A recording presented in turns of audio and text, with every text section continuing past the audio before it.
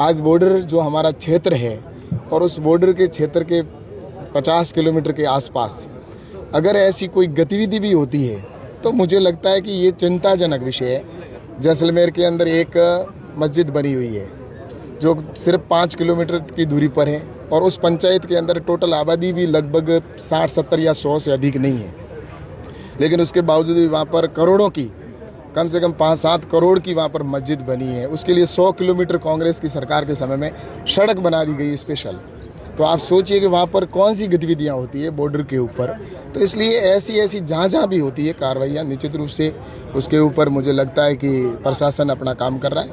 और ये क्योंकि बॉर्डर का विषय है, आज मैं बांग्लादेश के अंदर, बंगाल के अंदर वहाँ पर था चुनाव प्रचार में, तो मैंने देखा कि वहाँ पर भी जिस प्रकार की स्थितियाँ बनी हुई थी बॉर्डर के ऊपर, अगर इस समय भारतीय जनता पार्टी की वहाँ सरकार नहीं बनती तो आने वाले 10 साल बाद में बंगाल बांग्लादेश में चला जाता। ऐसी स्थितियाँ भयावह बनी हुई थी।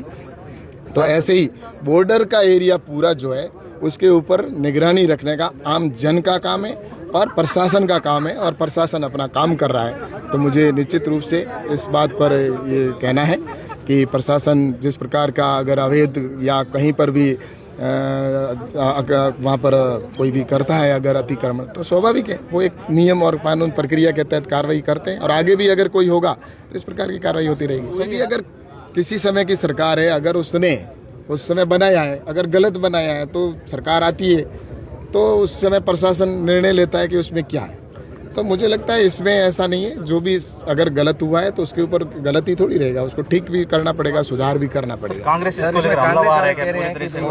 जा रहा है भाईचारे का, ऐसा है कि ये पहले सोचना चाहिए था कि आप अतिक्रमण कर रहे हैं, सरकारी भूमि पर अगर कब्जा कर रहे हैं, तो मुझे लगता है कि प्रशासन को अपना एक काम तो करना पड़ेगा।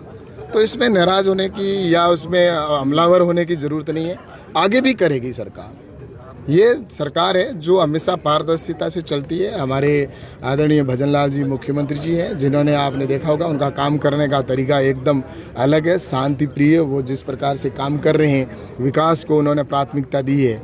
और मैं तो सोचता हूँ कि भजनलाल जी की सरकार ने पिछले 2.5 साल के अंदर जिस प्रकार का काम किया है, उसी काम को आज जनता अप्रिशिएट कर रही है। और उसी कड़ी के अंदर ये बॉर्डर को भी निश्चित रूप से, क्योंकि बॉर्डर हमारा पाकिस्तान जो एकदम बगल का देश है, जहाँ पर किस प्रकार की गतिविधियाँ होती है हम सब जानते हैं।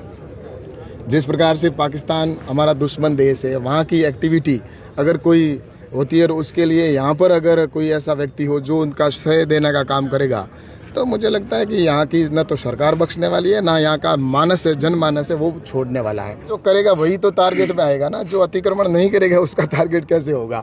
तो इसलिए जिन्होंने अतिक्रमण किया है उन्हीं को टारगेट किया है। और आगे भी मैं तो कहता हूँ कि अगर अतिक्रमण करेंगे या कोई ज़मीनों पर किसी का कब्जा करेंगे, जिस प्रकार से मैंने एक देखा चौटन के अंदर, चौटन के शिव विधानसभा का मामला था पिछले कांग्रेस की सरकार के अंदर।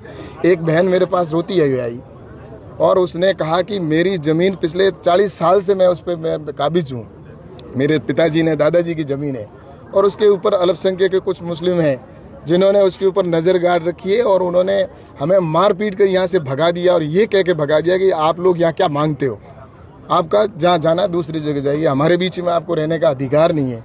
ये गलत है। इसलिए मैं सोचता हूँ कि इस प्रकार से कोई अब नहीं हो सकता। हमारे लिए सब समान है, लेकिन अगर गलत करेगा तो उसको तो कानून अपना काम करेगा। उसके लिए उसको तैयार भी रहना चाहिए। उसके लिए रोने की ज़रूरत नहीं है, रोने वाले हैं तो वो रोते रहेंगे, लेकिन हम, हमारा जो कानून का काम है, कानून अपना काम करेगा।